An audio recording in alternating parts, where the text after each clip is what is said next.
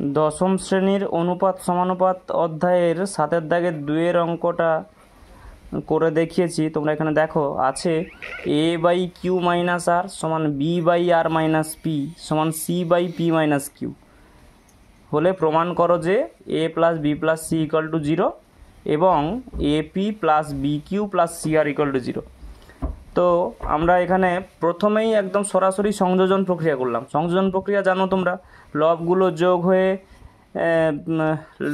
লবে বসবে এবং হরগুলো যোগ হয়ে হরে বসবে। সেই সংযোজন প্রক্রিয়া করলে কি হচ্ছে, equals to A plus B plus C, আর নিচে কি হচ্ছে Q minus R plus R minus P plus P minus Q. তো নিচেরগুলো সব কেটে যাচ্ছে, plus Q minus Q plus P minus P plus R minus R কেটে গেলে তাহলে কী হলো 0, উপরে A plus B plus C by 0। এবারে এখানে দুটো কনসেপ্ট থেকে তোমরা করতে পারো। তো নিচটা 0 হয়েছে, নিচটা 0 মানে ইনফিনিটি একটা ব্যাপার আছে। তো সেটা 0 যদি হয়েছে A plus B plus C by 0 থাকলো। এবারে আমরা চারটে অনুপাত এখানে আছে। একটা হচ্ছে A by Q minus R মানে A is to Q minus R, তাহলে এইটা সমানও তো A plus B plus C by 0 হবে। অথবা কেউ লিখতে পারে B by R minus P equals to A plus B plus C by 0। কেউ লিখতে পারে C by P minus Q equal to A plus B plus C by 0। তাহলে সেখান থেকে আমরা কি পাচ্ছি, এ plus B plus c equals to 0 into মানে 0 গুণ হচ্ছে ওই দিকে বাম দিকে, তাহলে 0 into A by Q minus R, তাহলে 0 ইন্টু সামথিং মানে 0। তাহলে কি প্রমাণ হয়ে গেল, A plus B plus C equal to 0। নিশ্চয়ই বোঝা গেল এটা। আবার যেটা দেওয়া ছিল তিনটে অনুপাত A by Q minus R মানে A is to Q minus আরকেই তো A by Q minus R লেখা হয়, তাই না? আর B by R minus P, তার মানে এটা একটা অনুপাত B is to R minus P, সেটাকে B by R minus P লেখা হয়েছে। আর সি বাই আর পি মাইনাস কিউ। এবারে প্রথম অনুপাতের উভয় পদে আমরা গুণ করলাম হচ্ছে পি, মানে অর্থাৎ প্রথম যে ভগ্নাংশটা আছে তার লবে হরে পি গুণ, দ্বিতীয় ভগ্নাংশের লবে হরে কিউ গুণ, তৃতীয় ভগ্নাংশের লবে হরে আর গুণ করলাম। তাহলে কি হলো দেখো, A P by P Q minus P R সমান এটার লবে হরে কিউ গুণ করছি, তাহলে বি কিউ গুণ করলে নিচে কি হচ্ছে Q R minus P Q. তারপর এটা কী গুণ করবো বলেছি, উপর নিচে আর, তাই না? এবারে তাহলে আর গুণ করলে C R by P R minus Q R. এর পরে আমরা সংযোজন প্রক্রিয়া করছি। সংযোজন প্রক্রিয়া করলে কি হচ্ছে, A P plus B Q plus C R উপরে, আর নিচে হচ্ছে কি নিচেরগুলো যোগ হবে, P Q minus P R plus Q R minus P Q plus P R minus Q R. এবারে plus P Q minus P Q plus P R minus P R plus Q R minus Q R কেটে গেল। তাহলে হলো কি A P plus B Q plus C R by 0।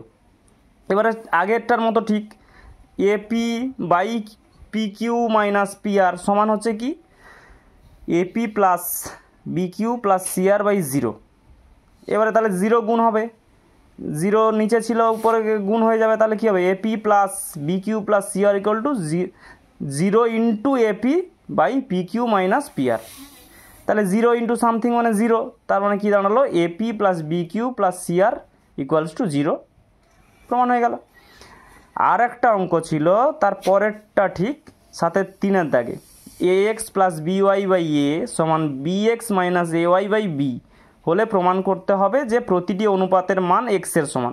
প্রতিটি অনুপাত মানে এখানে দুটো অনুপাত আছে, অনুপাত চিহ্ন নেই কিন্তু অনুপাত এটাকে বোঝায়। তোমরা জানো নিশ্চয়ই যে A X plus B Y by A, তার মানে হচ্ছে কি অনুপাতটা কি A X plus B Y by মানে ইজ টু এ, আর আরেকটা অনুপাত কি আছে B X minus A Y is to B, সেটাকে বাই হিসাবে লেখা হয়েছে।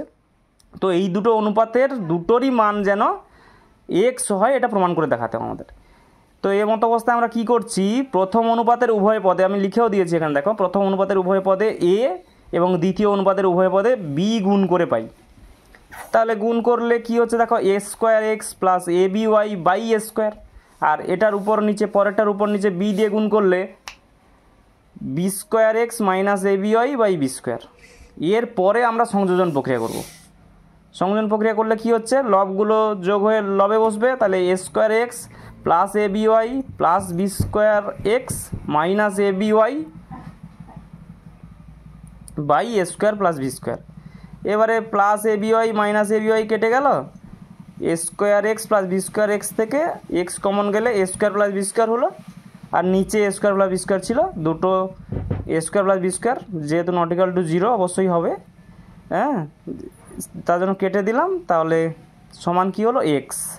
তাহলে প্রতিটা এই যে সবগুলো তো সমান হিসেবে আসছিল, তো প্রথম অনুপাতের মানটাও তাহলে কত হলো এক্স, দ্বিতীয় অনুপাতের মানটাও হলো এক্স, তাহলে প্রতিটি অনুপাতের মান কত এক্স। Thank you. তোমরা তাহলে অঙ্কগুলো দুটো অঙ্ক নিশ্চয়ই বুঝতে পারলে। এটা হচ্ছে অনুপাত সমানুপাতের 7-এর দাগের 2 এবং 7-এর দাগের 3। গুরুত্বপূর্ণ অঙ্ক তো অবশ্যই, তোমরা ভালো করে অঙ্ক প্র্যাকটিস করো, রিভিশন করো এবং এগুলো তোমার নিজেদের বন্ধুদের মধ্যে ছড়িয়ে দাও। আমার চ্যানেলটাকে সাবস্ক্রাইব করো। আরও কিছু যদি সমস্যা থাকে তাহলে আমার কমেন্ট বক্সে কমেন্ট করে জানাবে যে স্যার এই অঙ্কটা করে দিন বা এটা পারছি না, এটা বুঝিয়ে দিন। তাহলে আমি চেষ্টা করব তোমাদের সেই সমস্যাগুলো সমাধান করে দেওয়ার। ধন্যবাদ।